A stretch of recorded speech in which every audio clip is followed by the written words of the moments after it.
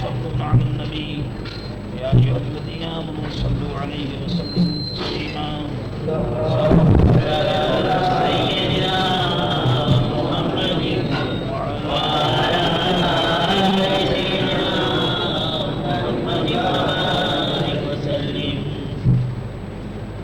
الحمدللہ، اللہ کے فضل و کرم سے ہم سب کو اہل سنت و جماعت کا مذہب عطا ہوا، اور یہی مذہب اور مسلک حق ہے. اور ہم لوگ اسی مذہب اور مسلک پر چلتے ہیں.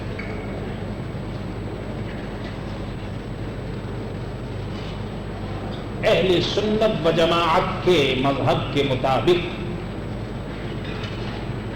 ایک مسئلہ شفاعت کا بھی ہے. یعنی ہمارا عقیدہ ہے کہ اللہ کے نبی اور اللہ کے ولی خدا کے حکم کے مطابق قیامت کے دن شفاعت کریں گے، اور اللہ تعالیٰ ان کی شفاعت کو قبول فرمائے، اور ان کی شفاعت سے جو لوگ دوزخ میں ہیں اللہ تعالیٰ ان کو دوزخ سے رہائی عطا فرمائے گا. یہ ہمارا مسلک ہے. لیکن وہابیوں کا جو عقیدہ ہے وہ یہ ہے کہ کوئی نبی اور کوئی ولی شفاعت نہیں کر سکتا. جو کوئی کسی نبی اور ولی کو شفیع مانے وہ ابو جہل کے برابر مشرک ہے. کوئی کسی کی حمایت نہیں کر سکتا. تقویۃ الایمان پیج نمبر 8 میں اسماعیل دہلوی نے اس عقیدے کو جو وہابیوں کا عقیدہ ہے لکھا ہے.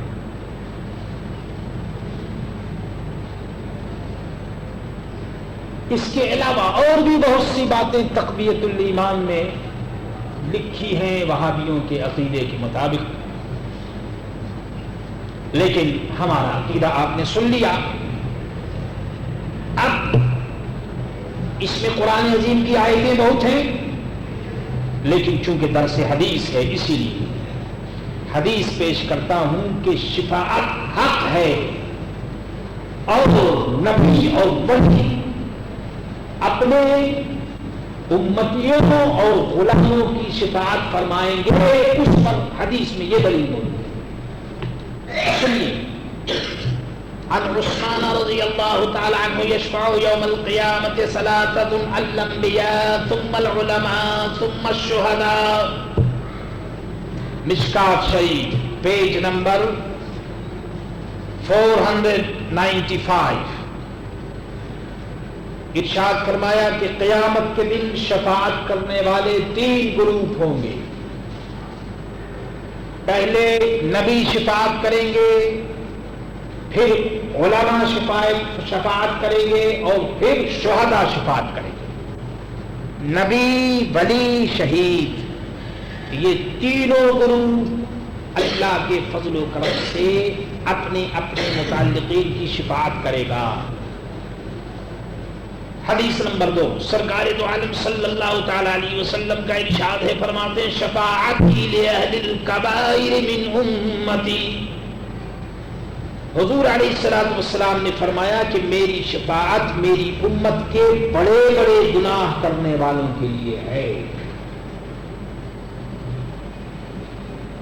گناہ کبیرہ جن لوگوں نے کیے، حضور فرماتے ہیں کہ میں ان کی شفاعت کروں گا. یہ حدیث بھی مشکات شریف میں پیج 495 میں یہ حدیث لکھی ہوئی ہے. حدیث نمبر 3، شفاعتی لأہل الذنوب من امتی. حضور سرکار دو عالم صلی اللہ تعالی علیہ وسلم نے فرمایا کہ میری شفاعت میری امت کے گناہگاروں کے لیے ہے۔ حدیث نمبر 4 فرمایا اشفع لامتی حتی ینادینی ربی ارضیت یا محمد فاقول یا رب رضیت۔ حضور علیہ الصلوۃ والسلام نے فرمایا کہ میں اپنی امت کی شفاعت کروں گا یہاں تک کہ میرا رب مجھ سے فرمائے گا اے محمد کیا تم راضی ہو گئے؟ تو میں عرض کروں گا کہ اے رب میں راضی ہو گیا۔ ان حدیثوں کے جلوے آپ دیکھ رہے ہیں، آئینے کی طرح یہ حدیثیں چمک رہی ہیں، اور ان حدیثوں کی چمک اور دمک میں آپ معلوم کر رہے ہیں کہ حضرت محمد الرسول اللہ صلی اللہ تعالی علیہ وسلم کے سر پر شفاعت کا تاج ہوگا اور آپ اپنے غلاموں کی شفاعت فرمائیں گے۔ اعلیٰ حضرت نے عرض کیا کہ وہ جہنم میں گیا جو ان سے مستغنی ہوا، وہ جہنم میں گیا جو ان سے مستغنی ہوا، جو یہ کہے کہ سرکار دو عالم ہمارے کام نہیں آئیں گے معاذ اللہ، جو یہ کہے کہ سرکار دو عالم کی ہمیں ضرورت نہیں معاذ اللہ، تو وہ اس بات کا اعلان کرتا ہے کہ وہ جہنمی ہے۔ کیوں کہ سرکار دو عالم صلی اللہ تعالی علیہ وسلم کی ضرورت تو میرے دوستو سب کو ہے، جو جتنا بڑا ہوگا اتنے ہی سرکار دو عالم صلی اللہ تعالی علیہ وسلم کا وہ محتاج ہوگا۔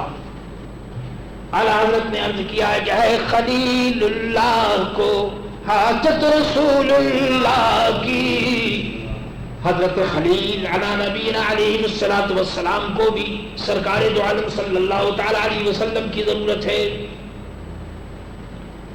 سنیے قیامت کا میدان ہوگا، حضور صلی اللہ تعالی علیہ وسلم سجدے میں ہوں گے،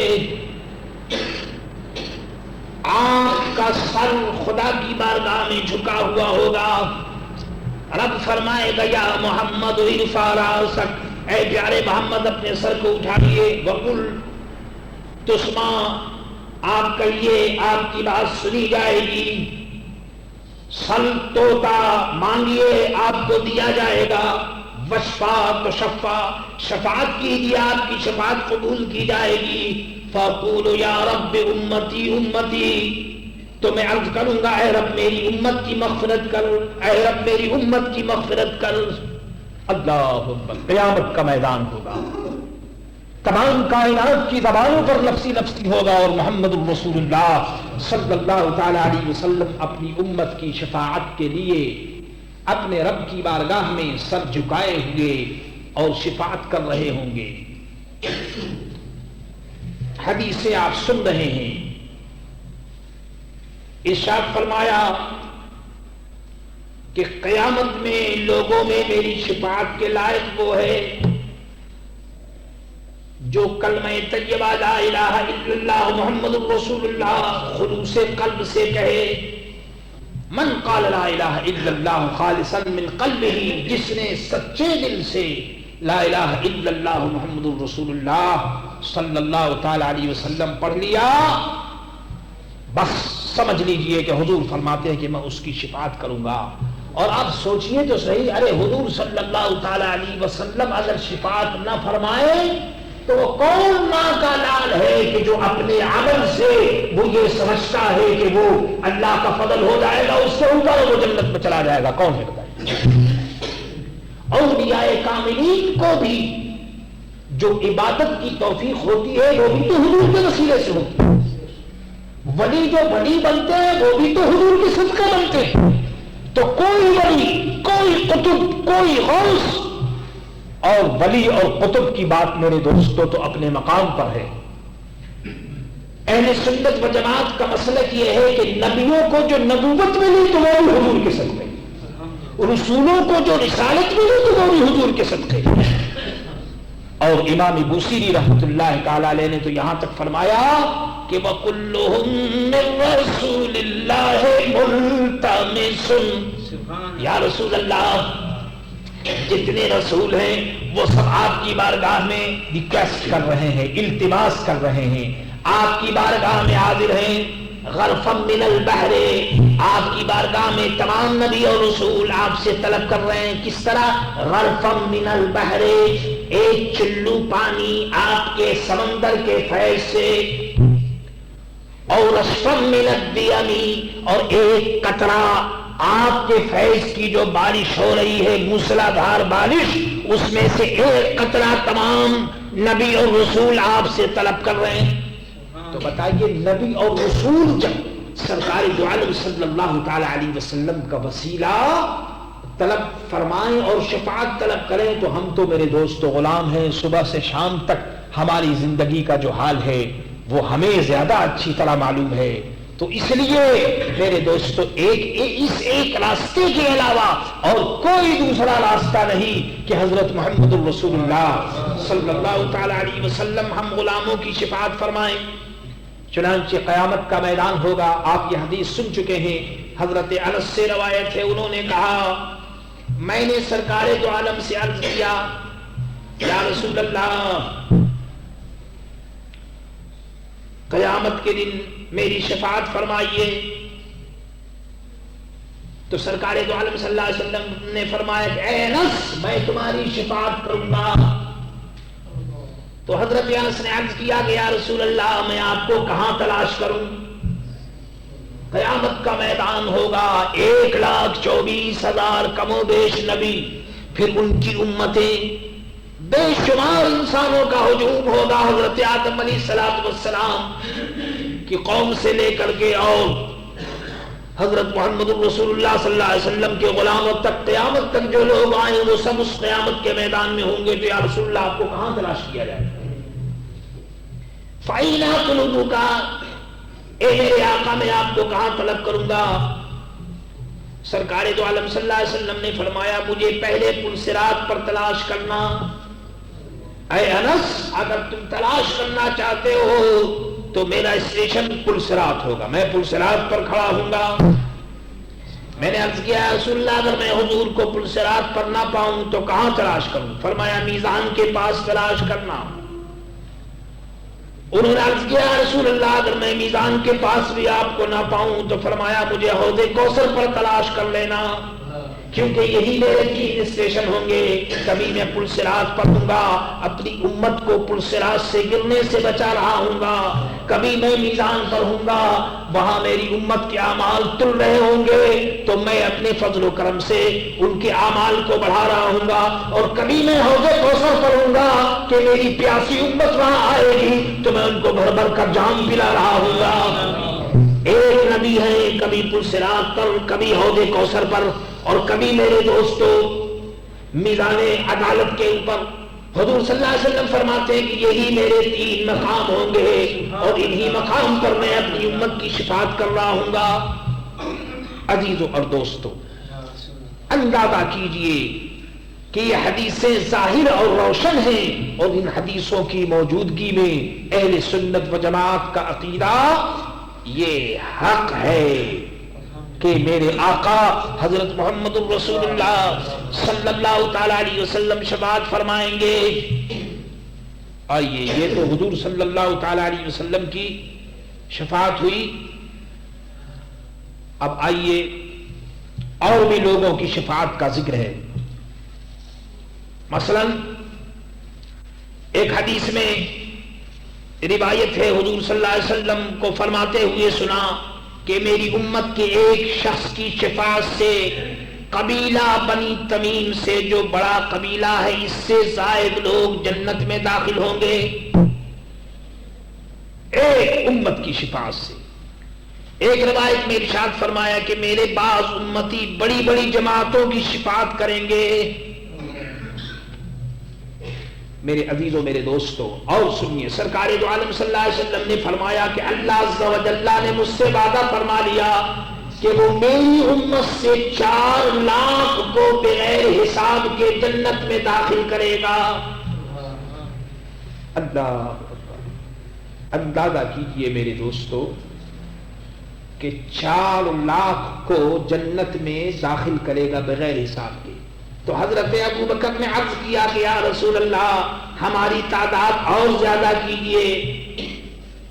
فرمایا اور اتنی مقدار، یعنی 4 اور زیادہ، 4 لاکھ اور۔ حضرت عمر نے عرض کیا کہ اے ابو بکر ہمیں ہمارے حال پر چھوڑ، تو حضرت ابو بکر نے فرمایا تجھ پر کیا بات ہے، اللہ تعالیٰ تمام امت کو داخل کر دے۔ میرے دوستو، میرے عزیزو، اللہ تبارک و تعالیٰ اپنے فضل و کرم سے اپنے نیک بندوں کی شفاعت قبول فرماتا ہے۔ اللہ سے دعا کرو کہ اللہ تبارک و تعالیٰ ہمیں سرکار دو عالم صلی اللہ تعالیٰ علیہ وسلم کی شفاعت عطا فرمائے۔ یہی وجہ ہے کہ ہر جانے والا حاجی جب سرکار دو عالم کی بارگاہ میں حاضر ہوتا ہے تو آپ جانتے ہیں کہ حضور کے روضے پر حاضر ہو کر سب سے بڑی دعا کیا ہوتی ہے؟ ایک ہی دعا سب سے بڑی ہوتی ہے جو حاجی وہاں جا کر عرض کرتا ہے، اسألک الشفاعۃ یا رسول اللہ، اے اللہ کے رسول میں آپ سے شفاعت کا سوال کرتا ہوں۔ جاتے چلتے پھرتے اٹھتے بیٹھتے ہر سلام کے بعد، ہر سلام سے پہلے یہی دعا کی جاتی ہے۔ کیوں؟ کہ سرکار دو عالم صلی اللہ تعالیٰ علیہ وسلم کی شفاعت حق ہے۔ انشاءاللہ جو لوگ کہتے ہیں کہ میرے آقا کی شفاعت ملے گی، انشاءاللہ ان کو ملے گی۔ اللہ تبارک و تعالیٰ دونوں جہان میں سرکار دو عالم کی شفاعت ہمیں عطا فرمائے۔ مصطفیٰ جانے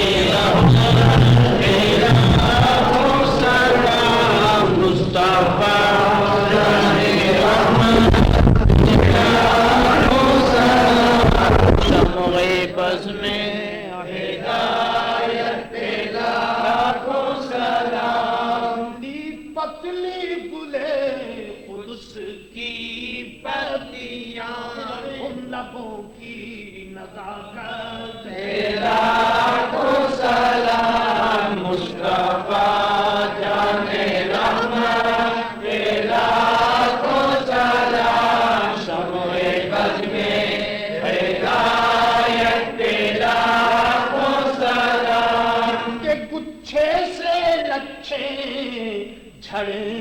نور کے ان ستاروں کی نزہت لاکھوں سلام، مصطفیٰ جانے رحمت لاکھوں سلام، شمع بز میں ہدایت لاکھوں سلام، لخت دل ہر جگر چاول سے شانہ کرنے کی حالت لاکھوں سلام، مصطفیٰ جانے رحمت لاکھوں سلام، شمع بز میں ہدایت لاکھوں سلام، محشر میں جب ان کی آمد ہو میرے سب ان کی شوکت کے